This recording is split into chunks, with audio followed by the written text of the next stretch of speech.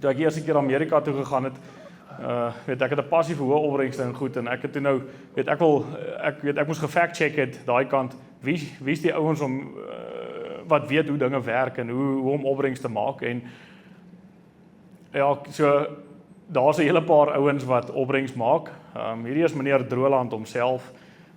Daai opbrengs die laag gesien het trek so 5-6 hektaar af. Dit is wat sy Droland beste mielies gee. Sy gemiddeld is ek dink is die ou met die hoogste gemiddelde opbrengs in die wêreld. Hy stroop 'n Droland opbrengs. Buddy, what average are you expecting this year on all your corn? We're hoping around 325. So 325 Droland. Dit gaan omtrent so, ek dink is so hier by 20.3 ton Droland gemiddeld wat hy verwag oor sy hele plaas waar van die ander ouens met sulke hoë opbrengste nie eintlik dit reg kry nie. Hulle is daai plotboere wat hulle net op van hulle plotte goed doen. So die fact-checking moes nou maar deurgegaan het en dis hoe ek by hom uitgekom het. Ja, soos Kevin praat, jy kan luister. Die goed wat hy sê ook, sy storie en goed wat hy het van waar hy begin het en gedoen het tot waar hy vandag is. Ek dink hy het meer opbrengskompetisies gewen as wat meeste van die ander ouens al gedoen het. So ja, maar ja, Kalbs is nou per toeval. He puts a Kalb in die Kalb. But one day he's going to realize that Pioneer is better. Oh boy. So, maar net om julle te vertel, so Kevin, Sean en Rylan, hulle is hy sy vrou en die kinders is almal bietjie hierso ook nou. En maak nie saak watter kategorie daar is nie. Hulle skryf hom in en hulle wen hom. En is nie van hulle kies 'n land nie, jy kan by hulle ry, jy kan enige van sy lande gaan kyk. Soos Kevin, sy vrou Sean, oudste dogter Rylan, daar's met hulle opbrengs en alles is droë land, niks besproeiing nie. Dan het hy sy dogter, nou dit is Emmy, 332 bushels, so die hele familie van hulle, almal van hulle weet presies, almal van hulle verstaan, familieboerdery, hulle weet waaroor dit gaan. And then that's the best Kalb, that's his son, sy seun Kogan. Last year, he had a 402 bushel entry. Dit is, hy was tweede nasionaal gewees, and I think only Sean beat him. So sy maat hom gewen.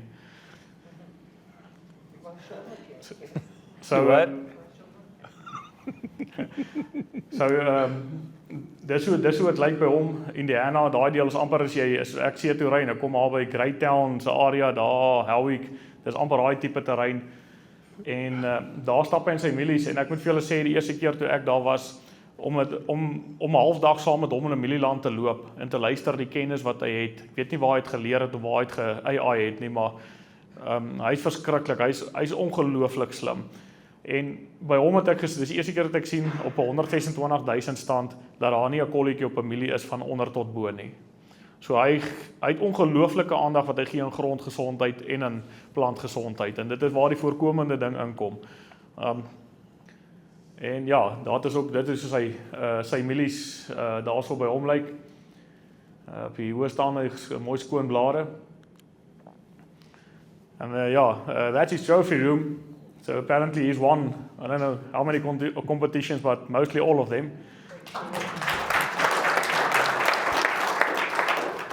Well, I don't speak the language, so I hope it wasn't all bad that they said, but I want to say thank you for letting us come down. This is our second time we've been in South Africa. We love it. The people are great. In fact, I told the wife when we finally retire, we're moving down here. Just a lot better than what it is at home. I mean, as far as the people and stuff, but enough talking about that. So I'm a 5th generation farmer.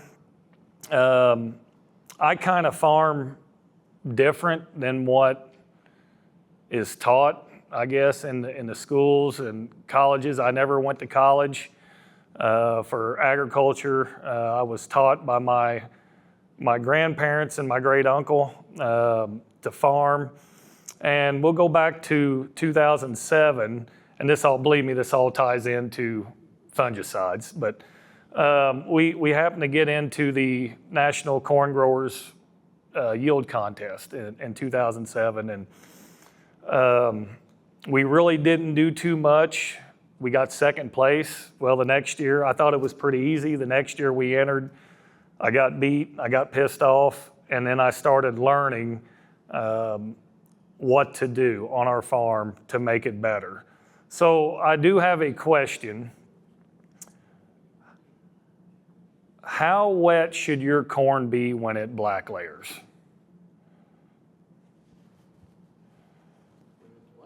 When it black layers, when it's done, when the kernel is mature. Anybody? So here's my rule of thumb. When we black layers, I put the pellet round one more time just in case. Okay, but I'm still asking on the moisture. Yeah. How much? 60%. No. How much? 40? What would you think if I tell you my corn black layers at 25%? So the moral of the story, you sit there and you know, when you get into harvest next year, think when your corn is maturing. So if we can get our corn to mature at 25%, there's no reason why you can't. But it's going to take a lot of changes. So we have not ran an ounce of dry fertilizer in 30 years on our farm. And there's a reason. You know, it's all about, as Doc was saying, about plant health, plant biology, soil biology. We started doing soil samples, and believe me, we will get to fungicides here, but we started realizing the correlation to bacteria and fungi, and especially on holding moisture in our soils. So I'm just betting if you guys that have been running dry fertilizer for year after year after year, your bacteria numbers are way up high and your fungal numbers are way low. Well, that's kind of hurting your water holding capacity. So that was the first thing we did. Number two, the disease pressure. So when you pull a soil sample and send it off to a lab that they can check every strand of bacteria and fungi you have in your farm, they will show you exactly what pathogens you have in your farm. So now we just pulled a new one up. We was talking about tar spot a little bit. Lo and behold, I got tar spot again. So we've had tar spot in our farm about 4 or 5 years. It is a pain in the ass, believe me. Guys that wait too long, and when I say wait too long, if you see the first blotch of a strip on tar spot, probably 30 to 35% of that plant's already infected. So when we talk about fungicides, we used to be, before this disease come in, depend on if we had a hybrid that was susceptible to physoderma, we would always be that V8 to V10 application for our first. And then as soon as we would see our first tassel, we would apply. And then depending on later in the season, if any more diseases come up, southern rust would come up. Depending on how bad it was, we would hit it again and maybe again. So we may have 4 applications. Well, tar spot changed the whole thing. So, and we did get caught with our pants down this year. We did have physoderma this year. We were cool, wet when we planted, and we kind of thought we was going to get it, and we stayed wet, and we couldn't get in to spray fungicides. So lo and behold, we do have physoderma. But now, talking about interesting about the physoderma, or the arrested ears, we have never sprayed an adjuvant with it because of the arrested ears thing. So how we make it stick a little bit better, we spray a good sugar source. Depending on if we have any diseases, there will be a humic or a fulvic that goes in with it. If we have a disease that started, we'll spray a fulvic in it just to help drive that fungicide into the plant a little bit more. But if we look pretty clean, we'll spray it with a humic acid just to make it our sticker, and it seems to be pretty safe. We've not had any arrested ears since we switched the sugars or humics. But back to the fungicide thing. So if you sit there and you think about it, guys say they don't see a benefit spraying fungicides, we never get an ROI. It is not because of the fungicides. If you do not see a benefit in yield, it's probably something else that you're missing. Nutrition, could be a zinc, boron, manganese. You know, there's more than just 3 nutrients, N, P, and K.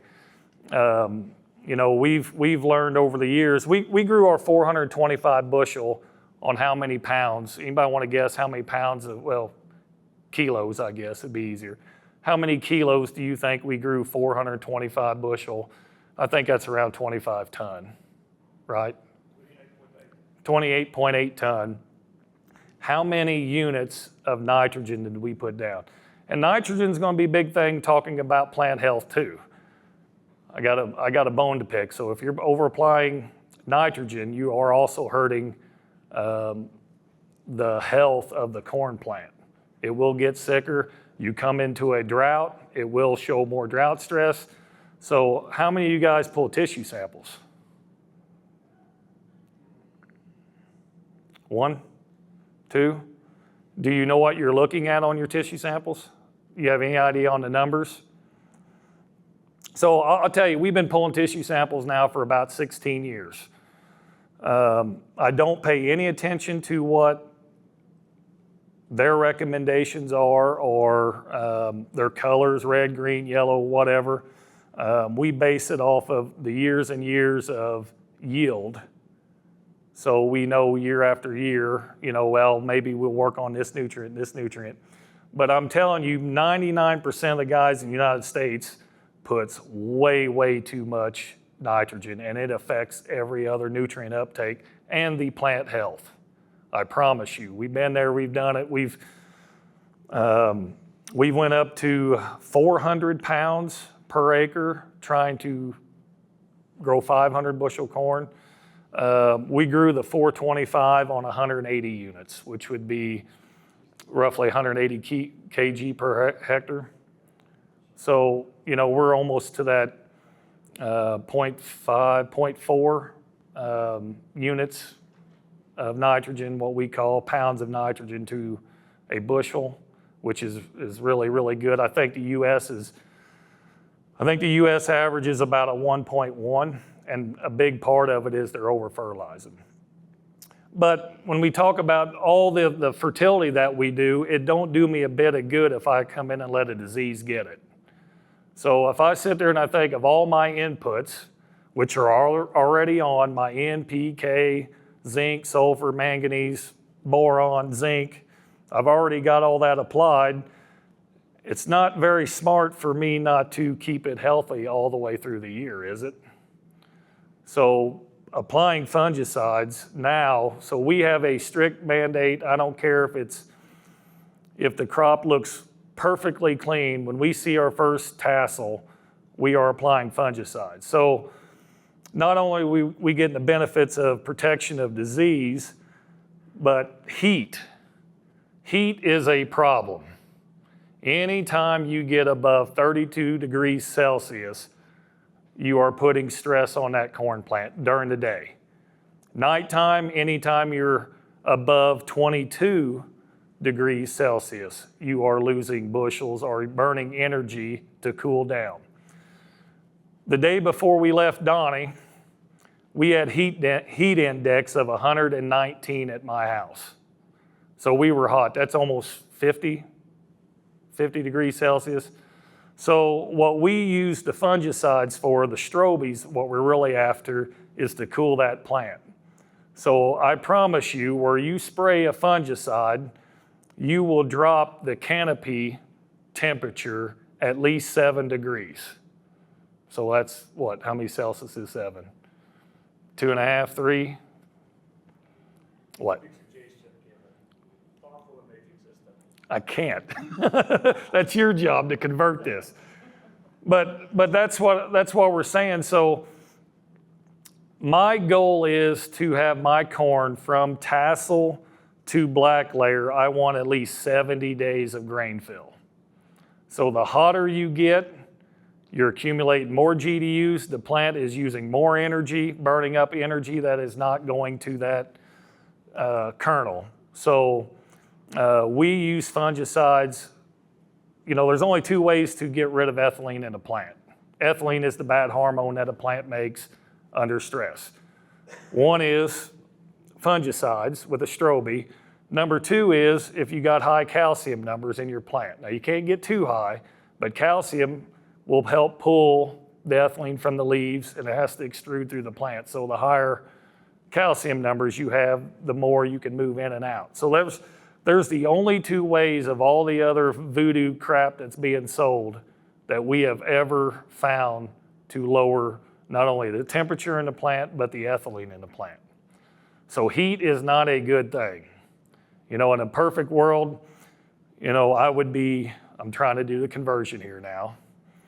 In a perfect world, I would never get above 28, 29 degrees Celsius. If I want to grow the best corn I can, I want 28, 29 degrees Celsius. My nighttime temperature, I want to be about, what's 60 degrees? Is that about 18? 15.5. How much? 50.5. 50? Make it 660. That's what I want. 16? Yeah. So that would be the perfect. If I want to have a perfect growing crop where that corn plant maximizes all of its energy, those are the boundaries we want to be in. So if you guys don't use fungicides, and like I said, we've tried sea kelp, we've tried it all. The only way that we have ever, and we've been playing this high yield game and chasing yields for a long, long time, is high calcium and fungicides. And believe me, we spray a lot. I mean, like last year we had tar spot. When he was talking about tar spot, you do not want it. Guys in our area, not even a week later, the corn went from grass green to dead. So that is a very, very excruciating, whatever that word is, disease that is, and the problem is once you get it, you can't cure it. The damage is done and you can't reverse it. So I hope to God you guys don't get it, but it's, you know, they told us we were far enough south that it wasn't going to be able to inhabit in our soils because we get too hot. That's bull crap. Once you get it, it's pretty well, it's just a pain in the ass to manage. You know, luckily this year we were cold, but the cycle for tar spot is not like southern rust. It takes cool, dry weather for like 2 weeks, and then really hot, humid, and then cool to go through another cycle to, I don't know, the spores. You're probably going to have to help me on this to move the spores, I guess. That's what I'm trying to say. But the one thing about tar spot, it don't like extreme heat. But it does like humidity. So if you guys do get it, then I'm just saying every 2 weeks spray with it. That's the only way to fix it. But any questions right now? Yeah. So we do everything on our farm. We no-till, we strip-till, we just regularly run a disc over, and then we do deep tillage. We do have northern leaf blight. We do have gray leaf spot. The tillage does help on those two diseases a little bit. We definitely have less pressure where we deep tillage. The no-till we definitely have more, but when we no-till, we're corn on corn. So our farm is basically 95% of the acres is corn on corn forever. I mean, we got fields that's been in corn on corn for 60, 70 years. But the problem with like southern rust, you know, we don't have it yet. We've not had a storm come up from the south, from like Texas. If you know how the United States is, you know, a lot of storms come up from Florida, the hurricanes. We've not had that this year, and I think that's why we've not had southern rust. But the tillage definitely does. But what we do on the tillage, we try to, as soon as we work or harvest our corn, we do raise turkeys. So we do have manure from the turkeys. So essentially, if we harvest today, tomorrow we're trying to spread manure on it, and then the next day we're trying to work that in the ground. Just because as the ground's warm enough, because we do get cold, we get below 0 degrees Fahrenheit. We do want to have as much of the microbes to chew up the residue. And I think that's a big plus. The neighbors, some of the neighbors leave the corn residue over winter and come in and work the ground in the spring. And they definitely have a lot more disease pressure than what we do. So trying to bury that residue as soon as possible, I think, is a big thing. Just so like when that corn's coming up, it's not splashing on the rain back onto the leaves. Yeah. What else you got? Why don't you bury your residue? Why do I bury my residue? Why don't you burn it? Oh, burn. Why don't I? There's nutrients in it. So the reason we bury our residue is just for that. There's a lot of nutrients that's already been cycled through the plant. So that's going to be the very first nutrients that plant is going to be available to pick up. So even though we run a 2x2 banding all of our all of our fertilizer there, the plant don't pick that up first. It's the stuff that's already been cycled available to the plant. So to us, our residue is extremely, extremely important. So we like our residue. We like to use what it gives back to us. There's a couple cattle farms in our area that chop for silage. And you can see year after year, in fact, they quit chopping on their own ground because of, they had all the nutrient removal after, and then they tried to, with dry fertilizer, and even with liquid fertilizer, I think you're going to get caught up by pulling the soil down on nutrient removal. But they actually own like 15,000 acres, and last year, they never planted an acre. They rented or bought all the other corn for their chopping because they were down to basically hardly any tons anymore for silage. So, excuse me. So yeah, residue is huge. I mean, truthfully, that's kind of the reason why we stay away from soybeans. Soybeans, well, one, I can't grow them and I can't singulate them very good, but soybeans don't put much back in the soil for us. And I'm not very good at growing soybeans. Donnie ain't teaching me very good. But what else you got? I mean, guys, we could talk about fungicides all day, but I'm here to answer some questions that you guys got. I just want to go back to your opening statement about when it goes black. What do you call that? Black layer. Black layer, okay. So what you're telling us is to say you need to get your moisture level as low as possible within the pips when you get the black layer. Yeah. That's basically what we are farming for. And that basically gives a new perspective on how you see the plant as a factory and not just, okay, cool, up until that pip gets to that stage, usually we are, okay, like, cool, it's done now and whatever. So you sit there and think about it. It's all about stretching the grain fill as long as you can. So if I'm trying to fill up a bucket, say a barrel, and if I fill it up in 10 seconds, or if I fill it up in 10 minutes, which one am I going to use more energy on? The one that I fill up in 10 seconds. I'm going to be working my butt off trying to do that. No different from a corn plant. So it's not only just, burning up energy trying to put all the sugars and starches in the kernel, but it's also trying to cool itself.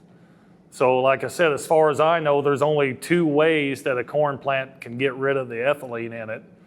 One is the calcium, and number 2 with the ethylene.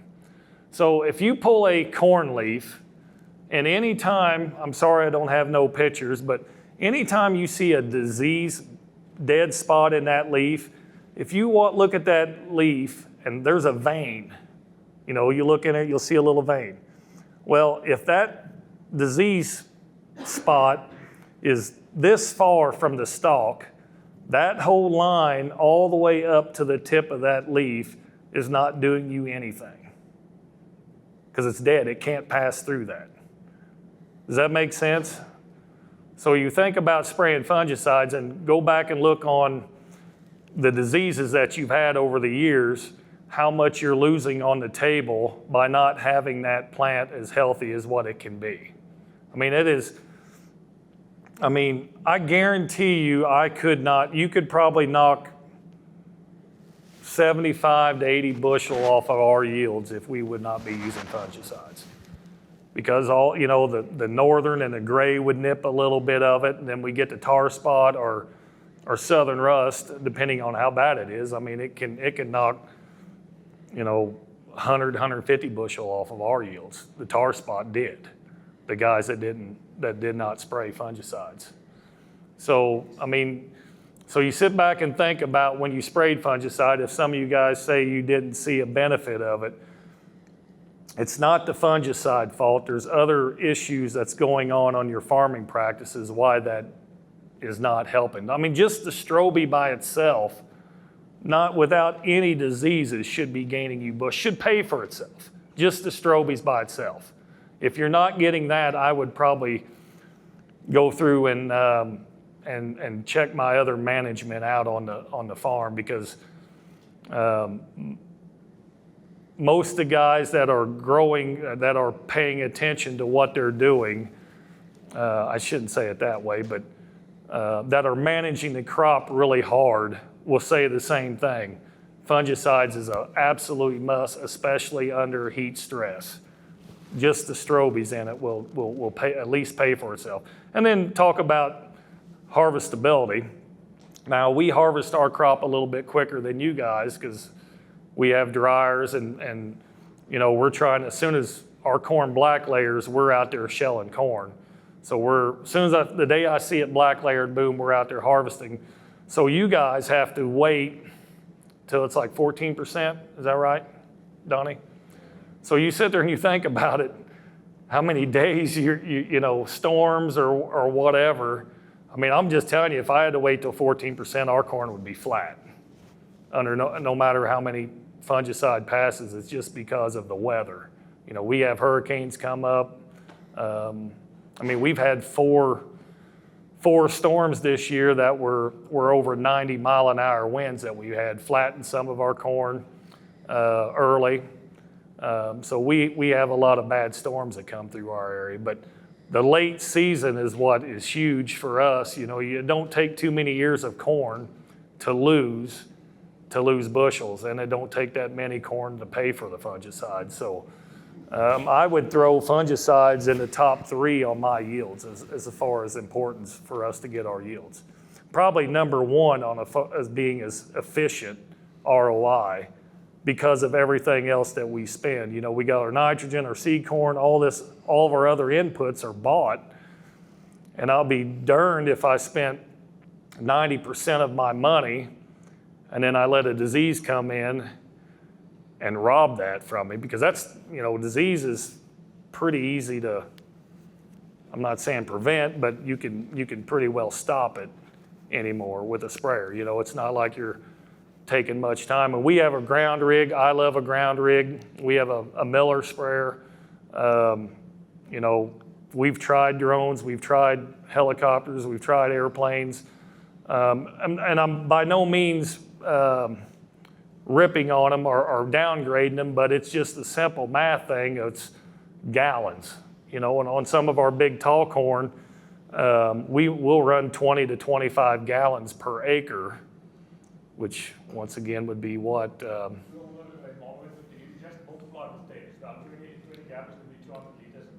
Yeah. per acre, so 50 gallon per hectare? Yeah, so. Okay. So we want coverage, it's all about covering the leaves. If that's all you got is a sprayer, that I understand. But if you're making an option of thinking about buying a spray rig just for applying the fungicides is worth it for us. We like total canopy coverage. What else you guys got? So this area, typically, we're looking at about, I would say, a normal harvest, 380 kilograms of N per hectare. I would say, and then the P's and the K's go up accordingly.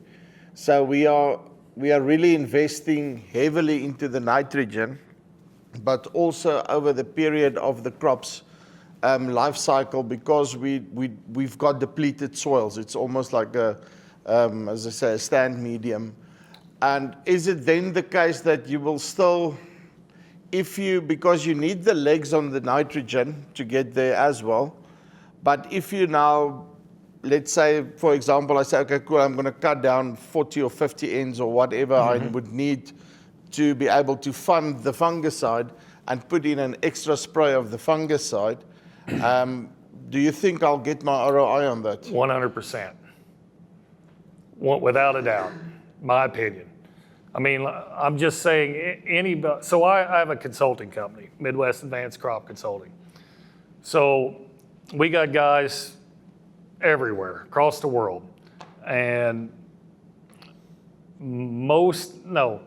I've not heard one guy come back and say, you screwed up by telling me to cut back on nitrogen. Everyone has said, hey, I've been putting down too much. Do you guys have Y drops here? I know Donnie does, but you know what Y drops are? Where you band them in the, okay, I'm just. Yeah, they don't know. Okay. Yeah, we just put everything through the pivot. Okay. But I'm just saying that 100%, the reason I think everybody was, in the U.S. is the same way. That seemed to be it's easy to throw nitrogen, and everybody talks about nitrogen, from University of Purdue, Iowa. I mean, everybody wants to talk about nitrogen, but the problem is, if you ever pull tissue samples and see what happens when you apply too much nitrogen, it don't just affect the nitrogen, it affects the N, P, K, zinc, boron, manganese. Every nutrient will go down on your tissue sample, and you can't get them back up. So what I would tell you is take a pivot, cut back on it. Now, it may take a year or two because I'm guessing your biology is probably a little overran by it. So it may take a year or two for it to turn around. But when it does, you'll start seeing it come up. But don't do the whole farm, but just try it with one pivot. If you guys farm the way the Americans do, it's throw a bunch out there, because, corn's not very good, must be lacking nitrogen, or the corn's burning up. Well, nitrogen is a false indicator on a lot of other nutrients. It blocks a lot of other nutrients uptake by overdoing it. Because we also had a nice, easy ride with the way the genetics went up from the time that they figured out CRISPR. Mm-hmm. The genetics went up, and it was just the more nitrogen you applied, the better effect you got, but it was like instant, if I can put it like that. But I think we've got into that curve now. I mean, broadcasting fertilizer, I'm saying in my area, and a lot of the farm, we have manure. We're the bullshit capital of the world. We got more poultry than any other place in the world. Even them guys that get over 240 pounds of N broadcasted overrun their biology. So 240, 480, 600 pounds per hectare, which would be 220 somewhere around that. And they're still growing 280, 90 bushel corn, but you can see it. We got a lot of big hills that we could sit up and see the farmers, our farm next to the other guys' farms. And about now's the time of the season which we're at we got some corn in R4 pushing R5, some corn in R2, but you can just get up there on them hills and just see them guys' corn starting to burn up or turn yellow, even with that many pounds of in out, and we're only like at 180. I'm telling you, nitrogen is a big pain in the butt. A lot of guys.